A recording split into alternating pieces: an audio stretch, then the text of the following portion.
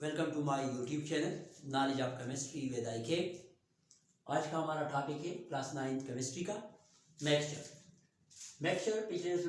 पिछले लेक्चर में हमने डिस्कस किया था कंपाउंड्स को। अब हमारा टॉपिक है मिक्सचर जो है हमारे पास उनका कंपाउंड में हमने पढ़ा था कि हमारे पास की प्योर फॉर्म है मैटर का, सब्सटेंस जो है प्योर फॉर्म है मैटर का, और उनमें हमने डिस्कस किया एलिमेंट और कंपाउंड को। अब मिक्सचर जो है ये हमारे पास इम्प्योर फॉर्म है, इम्प्योर फॉर्म ऑफ मैटर का जो इम्प्योर फॉर्म होते हैं इसको हम बोलते हैं मिक्सचर। यानी मैटर का इम्प्योर फॉर्म जो होते हैं इसको हम बोलते हैं मिक्सचर। इम्प्योर फॉर्म का मतलब ये है कि इसमें हमारे पास कोई फिक्स रेशो की बात नहीं होगी, जिस तरह हमने कंपाउंड में पढ़ा था और एलिमेंट में, यहाँ पर हमारे पास कोई फिक्स रेशो की बात नहीं होगी। अगर इसको थोड़ा सा हम एक्सप्लेन करें और डिफिनीशन को थोड़ा सा हम भी एक्सप्लेन कर दें तो हमारे पास ये डिफिनीशन इस तरह बनेगी, व्हेन टू आर मोर, ठीक है, when two or more element or compound भी लिख सकते हो, element or compound physically combine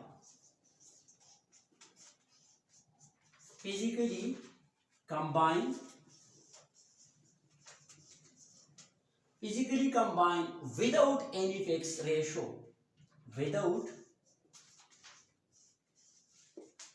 any fixed ratio इसका mixture.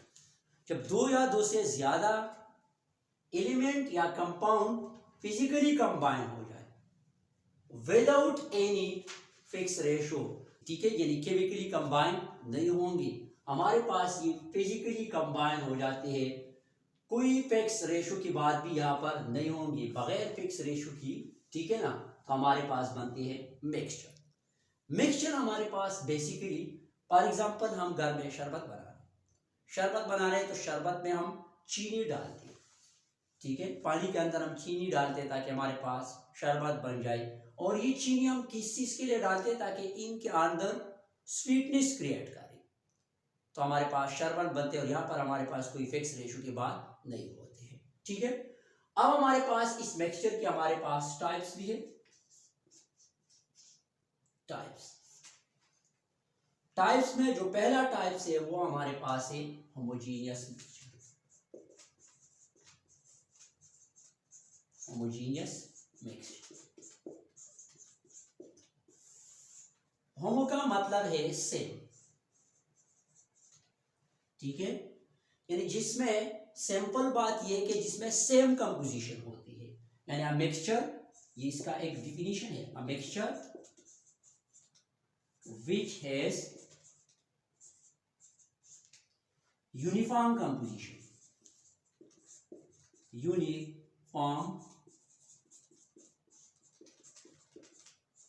composition is called mixture। जिसमें यूनिफॉर्म कंपोजिशन होते हैं, यूनिफॉर्म का मतलब ये है कि एक ही फॉर्म में मतलब होते हैं, मतलब लाइक डिजॉल्व लाइक, एक जैसे को हल कर देते हैं, ठीक है। यूनिफॉर्म का मतलब ये, यानी पोलर जो होते हैं वो पोलर में हल होते हैं, जबकि नॉन पोलर जो होते हैं वो नॉन पोलर में सॉल्युबल होते हैं।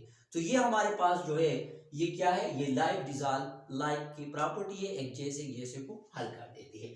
फॉर एग्जांपल हमारे पास NaCl जो है ये डिजॉल्व होती है water, NaCl dissolve in water, तो ये इसकी क्या है एग्जांपल। सेकंड जो हमारे पास है, और भी इसके एग्जांपल है, शुगर डिजॉल्व इन वाटर, ठीक है, ये भी इसके एग्जांपल है। सेकंडली जो हमारे पास है वो है heterogeneous mixture, heterogeneous mixture. Hetero mean different, इसका मतलब ये है कि इसमें एक चीज हमारे पास क्या है, यानी ये डिफरेंट कंपोजिशन होगी, यानी अ मिक्सचर, यहां पर इसकी डिफिनीशन अगर हम लिखें, अ मिक्सचर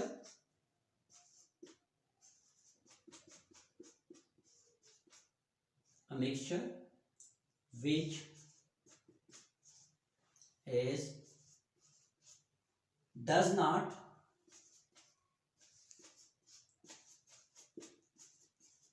uniform composition,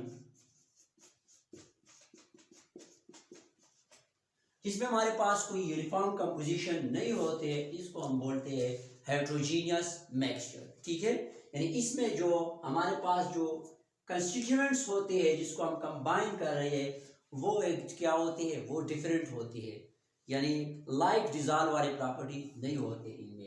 जैसा कि हमारे पास फॉर एग्जांपल हमारे पास जो एग्जांपल है इसका वो है sand and water. Sand and water इसकी एग्जांपल। तो ये हमारे पास क्या था, हेट्रोजीनियस मिक्सचर था। तो हमने आज डिस्कस किया यहाँ पर मिक्सचर्स और ये इसकी टाइप हो गई है। अब हम यहाँ पर पढ़ेंगे सेकेंडली जो हम पढ़ते हैं इसकी, वो मिक्सचर और कंपाउंड में डिफरेंस है कि मिक्सचर और कंपाउंड में फर्क क्या है। तो ऑलरेडी हमारे पास होगा, ये तो क्लियर होगा, हमने कंपाउंड भी पढ़ा और मिक्सचर भी पढ़ा, इनमें डिफरेंस आपको क्लियर हो गया। लेकिन फिर भी यहाँ पर हम इसको थोड़ा सा क्वेश्चन आते हैं, differentiate between mixture and compound, ये क्वेश्चन आते हैं, तो इसको हम अभी यहाँ पर एक्सप्लेन करते हैं। अब हमने यहाँ पर डिस्कस करना है कंपाउंड और मिक्सचर के बीच में फर्क। ठीक है, क्योंकि ये वो बहुत इंपॉर्टेंट क्वेश्चन है, अक्सर एग्जाम में इस पर क्वेश्चन आता है कि differentiate between compound and mixture, या what is the difference between compound and mixture, दोनों में क्या फर्क है। अच्छा जी, तो पहला पॉइंट ये है, पहला पॉइंट जरा देखिए, it is formed by chemical combinations. Compound जो होता है ये केमिकल कॉम्बिनेशन के रिजल्ट में बनता है, जबकि मिक्सचर जो होते हैं ये फिजिकल कॉम्बिनेशन के रिजल्ट में बनता है। ये तो हमने डिफिनेशन में ये पॉइंट क्लियर किया। कंपाउंड्स में जो होते हैं constituents lose their original property, ये बहुत इंपॉर्टेंट पॉइंट है। कंपाउंड जो होते हैं ये याद रखिए, फॉर एग्जांपल हमारे पास 2 मोल हाइड्रोजन है, रिएक्ट कर रहे हैं ऑक्सीजन के साथ, इसका प्रोडक्ट जो है ये बनेंगे 2 मोल वाटर। अब इस पॉइंट को जरा देखिए, ये हमारे पास ये हाइड्रोजन जो है ये गैस है, जबकि हमारे पास ऑक्सीजन भी गैस है।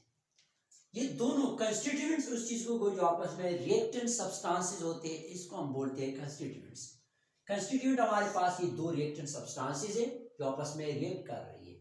अब कहते हैं कि इनकी जो कंपाउंड में जो कंस्टिट्यूएंट होते हैं वो अपनी प्रॉपर्टी लूज कर देते हैं। ये दोनों गैसेस है, लेकिन उनसे जो प्रोडक्ट बनती है वो हमारे पास क्या है, लिक्विड है। तो इसका मतलब ये होगा कि कंस्टिट्यूएंट ने अपनी प्रॉपर्टी लूज कर दिया, उनका एक नया प्रॉपर्टी वाला प्रोडक्ट। ठीक है, जबकि मिक्सचर में ऐसा नहीं होते। मिक्सचर जो होते हैं वो उनकी जो कंस्टिट्यूएंट्स होते हैं जिसको हम कंबाइन कर रहे हैं वो अपनी प्रॉपर्टी क्या करते हैं, रिटेन्स कर देते हैं।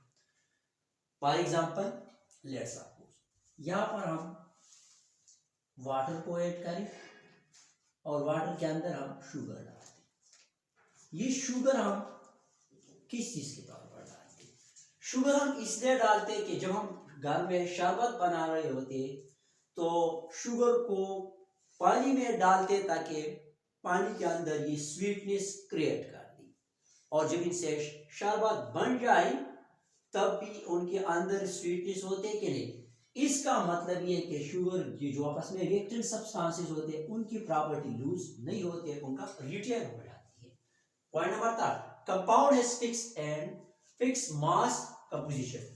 कंपाउंड का आपको पता है, यानी ये क्या फिक्स्ड मास से ये आपस में मतलब फिक्स्ड मास कंपोजिशन इसकी होती है, जबकि मिक्सचर की कोई ऐसा फिक्स कंपोजिशन नहीं होती। उनका हमारे पास 2 मोल हाइड्रोजन जब ऑक्सीजन के साथ रिएक्ट करें तो हमारे पास बनते हैं वाटर्स, या उधर हमने एक रिएक्शन पढ़ा था, ठीक है, कि फॉर एग्जांपल हमारे पास H2O है, ये लेट्स सपोज ये H2O है। अब ये 2:1 से ही कंबाइन हो जाते हैं, जबकि अगर मैं इन दोनों को यानी 2:2 कर दो तो फिर हमारे पास बन जाएंगी H2O2 हाइड्रोजन पर ऑक्साइड, मतलब एक नया एक नया कंपाउंड बन गया हमारे पास। अब वाटर नहीं बनेगा, दूसरा चीज बनेगा जब अगर हम इसकी मासेस को, फिक्स मासेस को, कंपोजिशंस को हम पिघालते।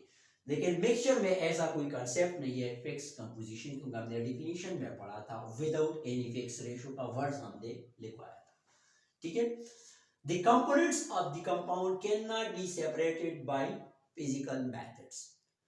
कंपाउंड की जो हमारे जो कंपोनेंट्स होते हैं इसको हम फिजिकल मेथड्स के जरिए सेपरेट नहीं कर सकते, जबकि मिक्सचर की हम फिजिकल मेथड्स के जरिए सेपरेट कर सकते हैं। इसके फिल्ट्रेशन का मेथड है, इससे हम फिल्टर पेपर से जब हम वो शुगर्स को पास करते हैं, सॉरी शरबत को पास करते हैं, जो हमारे पास मिक्सचर बन गया, अगर इसको हम पास करें तो इनमें शुगर रह जाते हैं, लेकिन पानी नीचे गुजर जाती है। तो इसका मतलब ये है कि हम इसको सेपरेट कर सकते हैं। Every compound has represented by chemical formula.